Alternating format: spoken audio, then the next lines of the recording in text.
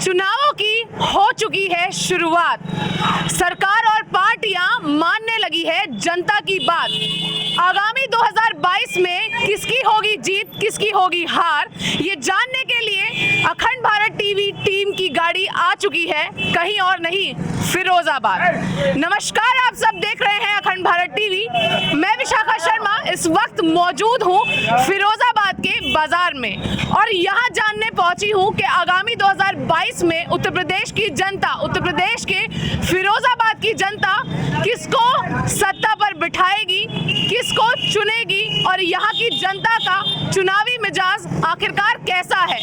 क्या यहाँ की सहयोगिताएं हैं जो जनता को मिली है और क्या लाभ है जो जनता ने पिछले 4.5 साल 5 साल के अंदर उठाए हैं और कितनी दुविधाओं का सामना फिरोजाबाद की जनता को करना पड़ा है, ये जानेंगे यहीं पर, कहीं और नहीं। आइए चलते हैं जनता के बीच और जानेंगे कि आखिरकार कैसा है चुनावी मिजाज।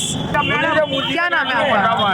मेरा नाम है इंद्र जी, यहीं के रहने वाले हैं? Yes yes yes. कितना समय हो गया? जन्म से यही है। जन्म से ही है। आगामी 2022 में किसे चुन रहे हैं सर आप? योगी जी को। ऐसा क्यों? ऐसा क्यों कि सारे काम तो अच्छे हैं, सड़कें बढ़िया हो गई, क्राइम कम हो गया, इसके अलावा मोदी जी की इतनी बढ़िया स्कीमें आई हुई हैं। आप देखिए, उनको ज़मीन पर उतार दिया गया और ज़मीन तक लोगों को लाभ मिल रहा है, राशन मिल रहा है, आयुष्मान योजना इनकी कामयाब है। इसके अलावा परेशानी क्या है? किसी चीज़ की परेशानी? सबसे बड़ी बात है, आदमी एकदम सुरक्षित है। आज व्यापार आप देख रहे हैं, बिजनेस में आदमी कितना आराम से बैठा हुआ है, बहुत सुरक्षित है। योगी जी आने पर लोग तो बोल रहे हैं कि राशन की जो सुविधाएं हैं, अभी योगी जी ने बोल दिया है कि जिसको वैक्सीन लगेगी वही राशन ले सकेगा और उसमें भी सिर्फ एक इंसान को नहीं, पूरे परिवार को वैक्सीन लगनी चाहिए, जिससे आम जनता परेशान है कि पहले वो पूरे परिवार को वैक्सीनेशन कराए, उसके बाद जाके वो राशन ले। ये बताइए, वैक्सीनेशन तो अच्छी चीज़ है। अगर आप वैक्सीनेशन करवाएंगे तो मोदी जी तो इतना अच्छा काम कर रहे हैं कि अगर आप वैक्सीनेशन लेंगे तो आपको बीमारी से दूर हटाएंगे, बीमारी आपके पास नहीं आएगी, बगल में बीमारी नहीं जाएगी, तो वो तो अच्छा कर रहे हैं ना, ये तो प्लस पॉइंट है। ठीक है। जो प्रशासन है, प्रशासन काफी, मतलब अगर मैं बोलूँ तो वो गुंडागर्दी करता नजर आता है, ऐसे कई लोग ग्रस्त नजर आते हैं, क्योंकि अभी हम पीछे भी सर्वे कर रहे थे जो यहीं की दूसरी विधानसभा है, वहां पर भी लोग बता रहे थे कि हाँ, अभी भी महिलाओं की सुरक्षा उस तरीके की नहीं है जैसा बताया जाता है। अब मैं औरों की तो नहीं कह सकता, लेकिन जो मैं देख रहा हूँ, मैं तो पहले से अब ज़्यादा सुरक्षित देख रहा हूँ इस समय। दूसरा ये है कि गुंडागर्दी तो है ही नहीं। अब आप कह रहे हैं कि गुंडागर्दी है, किसने कह दिया, ये मैं नहीं समझ पा रहा। किस तरीके के मुद्दे हैं और जो सरकार से आप लोग भी अनुरोध करना चाहते हैं जो फिरोजाबाद में और सुधार की जरूरत है? फिरोजाबाद में स्टेशन जो है, रेलवे स्टेशन, यहाँ की जो है समस्या है, यहाँ ट्रेन नहीं रुकती हैं, प्लेटफॉर्म पुराने ज़माने का चला आ रहा है और यहाँ पर जो है डिस्प्ले भी नहीं है, यात्री बहुत परेशान होते हैं। कई मंत्री आए, कई चले गए, लेकिन फिरोजाबाद में स्टेशन का इम्प्रूवमेंट नहीं है। बाकी सारी चीज़ें बहुत बढ़िया हैं। ठीक है, तो मतलब पिछले 4.5 साल के कार्यकाल में बढ़िया रहा है सब कुछ? बहुत बढ़िया रहा है। बढ़िया नहीं, मोदी जी और योगी जी दोनों ने बहुत बढ़िया काम किए हुए। ठीक है, तो आगामी किसको चुन रहे हैं? मोदी जी को, सिंपल।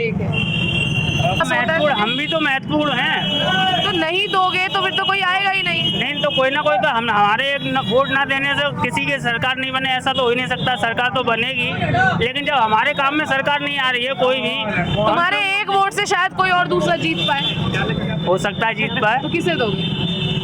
फूल को ही देंगे। फूल को ही, बाबा जी को। ग्रस्त हो पर दोगे उन्हें ही? जी ठीक है। नहीं ग्रेस नहीं, उनके जो काम है वो कुछ अच्छे हैं, जैसे ऑपरेशन लंगड़ा चलाया है, ऑपरेशन लंगड़ा काम किया है, पूरा हिंदुस्तान बेच दिया, ऑपरेशन लंगड़ा हिंदुस्तान बेच दिया, ऑपरेशन लंगड़ा चलाया, पूरा हिंदुस्तान बेच दिया। उन्होंने सबको पनिश किया है, चाहे पुलिस वाले हो, चाहे माफिया हो, चाहे भूमाफिया हो, सबको पनिश किया है। उनने किस चीज को उन्होंने क्या किया है? हिंदुस्तान बेच दिया पूरा। नहीं किया है, नहीं तो हिंदुस्तान बेच दिया उनने। हिंदुस्तान, अरे हिंदुस्तान को उनसे पहले जो बेचा उन्होंने भी बेचा। आप अब नहीं, कोई ने नहीं बेचा। हमने बेचा। इतना कैसे बेच दिया? आप बताइए कैसे बेच दिया? क्या बेच दिया?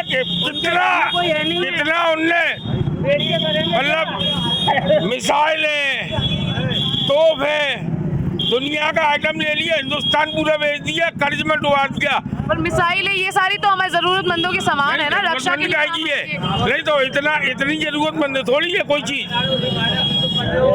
कि जो चीज आपको लेनी नहीं चाहिए वो चीजें आपने यहाँ ले ली। मतलब जिससे भी संबंध किया आपने, जिसने वुहान निभाया, अमेरिका से या जापान से, उनसे आपने सामान खरीदा, वो आपने हिंदुस्तान को बेच दिया। कोई भी सरकार आती है वो उस कर्ज को नहीं चुका पाएगी। इतना डेवलपमेंट करा है उस सरकार ने, ऐसा आप ही की जनता बता रही है और आप अकेले कह रहे हैं। नहीं, आप जनता को मालूम ही नहीं है, जनता को मालूम ही नहीं, जनता को चूतिया पागल बनाया जा रहा है। हिंदुस्तान को बेच के फेंक दिया उन्होंने। कल एक बार आप बता रहे थे कि बहुत डेवलपमेंट हुआ है, जरा इन्हें जवाब दीजिए डेवलपमेंट किस तरीके। सड़कें, पानी, बिजली की सुविधा तो है ही है। तो ये सुविधा है, अरे तो इस सुविधा से हमें क्या मतलब है? आम आदमी तो इसी से काम नहीं तो आम आदमी को पेट्रोल डीजल की क्या स्थिति है, क्या पोजीशन है, उसको क्या है? वो तो ये चाह रहा है कि मुझे फ्री में गेहूं मिल रहा है, फ्री में राशन मिल रहा है, लेकिन आम आदमी में बोझ क्या पड़ रहा है उसको भी तो देखिए आप। कहाँ के रहने वाले, आप यहीं के रहने वाले हैं? क्या नाम है आपका? साहिब आलम। किसको देने वाले हैं वोट आगामी? साइकिल को। साइकिल को, ऐसा क्यों? इस सरकार में महंगाई बहुत है। इस सरकार में महंगाई बहुत है, तो महंगाई से ग्रस्त हैं आप, जूझ रहे हैं, परेशान है ना महंगाई? परेशान है, हाँ। ठीक है, तो सपा लगता है कि सपा आएगी तो उद्धार करेगी? सपा आएगी, सुधार करेगी। ठीक है, क्या सुधार करेगी, क्या उम्मीदें हैं सरकार से? सरकार से उम्मीद है क्या, सरकार पिछले जो सरकार थी उसमें बहुत कुछ हुआ काम। क्या नाम है आपका? साहिब आलम। साहिब आलम। तो साहिब आलम ये बताओ कि कितने समय से यहाँ के रहने वाले हो तुम? हम तो बस शुरू से यही रह रहे बचपन से हैं यहीं के रहने बचपन से वाले। ठीक है, एक बात बताओ, अभी क्या कर रहे हो, पढ़ाई वगैरह में? नहीं, अभी काम कर रहे हैं, पढ़ाई बंद कर दी। पढ़ाई क्यों बंद कर दी? परेशानी बहुत थी घर में। क्या कह रहे हो? घर में परेशानी बहुत थी। घर में परेशानी बहुत थी। अच्छा, परेशानी बहुत ज्यादा थी। ठीक है, तो इस सरकार, आगामी जो अखिलेश सरकार है, वो उससे किस तरीके के सुधार की उम्मीद करते हो? सुधार की उम्मीद क्या, सुधार सरकार आई, सुधार बढ़िया होंगे, जैसे काम पहले हो रहे थे वैसे ही काम होंगे अगले सरकार में भी। ठीक है, क्या नाम है भैया आपका? मोहम्मद आरिफ। यहीं के रहने वाले हो? हम जलेसर के रहने वाले हैं, जिला एटा के। ठीक है, जिला एटा। ठीक है, यूपी में ये आता है। क्या लगता है आगामी 2022 में किसे चुन रहे हैं? अखिलेश भैया को। अखिलेश भैया को क्यों?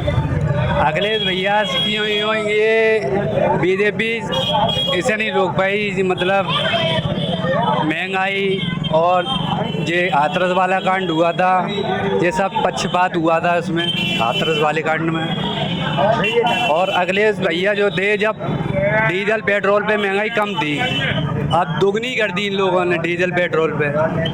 100 रुपये है पेट्रोल, कहाँ से खर्चा नवाएगा? और ये सिलेंडर